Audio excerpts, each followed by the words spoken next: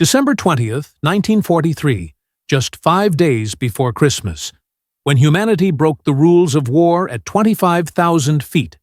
It is the story of the 21-year-old American pilot Charlie Brown and his B-17 Flying Fortress, codenamed Ye Old Pub, and his unexpected German Guardian.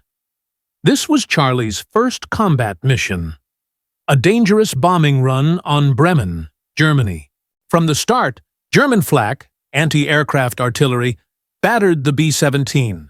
The plexiglass nose was shattered, engine number 2 failed, and after dropping its bombs, Charlie's aircraft was separated from its main formation. They were now alone, a defenseless target in enemy airspace. German fighters immediately swarmed them, attacking wave after wave. The B-17 crew fought bravely, but the result was horrific. The tail gunner was dead, half the crew was wounded, and the hydraulic system was destroyed. The plane was losing control, now a flying sieve, barely holding itself together. Charlie Brown, terrified and looking at his wounded crew, managed to wrestle the plane back under control. He thought this was the end when, right alongside him, so close he could see the German pilot's face, flew a Messerschmitt Bf-109 fighter jet. This was Franz Stigler, a German ace who needed just one more kill to earn the Knight's Cross, Germany's highest honor. Franz stared at Charlie. Charlie closed his eyes, accepting that his time was up. But Franz did not fire. Franz Stigler, refueling at a nearby German airfield, had taken off specifically to intercept the crippled bomber.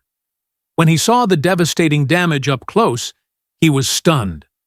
The tail gunner's position was frozen with blood. The plane's nose was gone, exposing the interior. Franz saw the wounded crew and the pilots who had clearly given up, their guns jammed. Franz recalled an old lesson from his commanding officer. If you lose your honor, you are a murderer, not a soldier. Franz realized this aircraft was already dead. Shooting it down would be dishonorable. It would be like shooting a man in a parachute. Instead of firing, Franz flew alongside Charlie's B-17. He even held up his hand and tossed away his flare gun to show he would not attack. Charlie Brown, terrified, ordered his gunner to aim at Franz, but the gunner screamed back, "They're jammed, sir! We don't have a single round left." Charlie saw Franz gesturing with his hand for them to land in Germany. A certain death for them. Charlie shook his head. No. Franz understood. He fell in behind the B-17 and began escorting it. He protected the B-17 from German flak batteries on the ground by flying in close formation. He knew that if any German soldier on the ground spotted the B-17 and opened fire, it would endanger him too. For the next 20 minutes, the longest and most frightening period of Charlie's life, a German enemy piloted the B-17 through the most secure air routes, protecting it across German airspace. They reached the North Sea, and Charlie knew they were safe. Franz Stigler looked at Charlie through the canopy. The two enemies' eyes met. Franz dipped his plane and performed one final deep salute. He then turned and flew back towards Germany.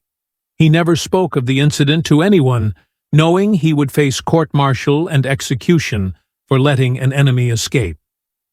Charlie Brown and his crew reached England safely, but were also ordered to remain silent, fearing the story would promote sympathy for the enemy. For 50 years, Charlie Brown wondered about his German guardian angel. In 1990, after an exhaustive search, Charlie and Franz made contact. When they met in Canada, Franz repeated the exact salute he had given in 1943. Franz told Charlie, "You are my brother. I could never have killed you." Their story remains an immortal testament to honor in war, the bravery of aviation crews, and the enduring human spirit that links soldiers across enemy lines.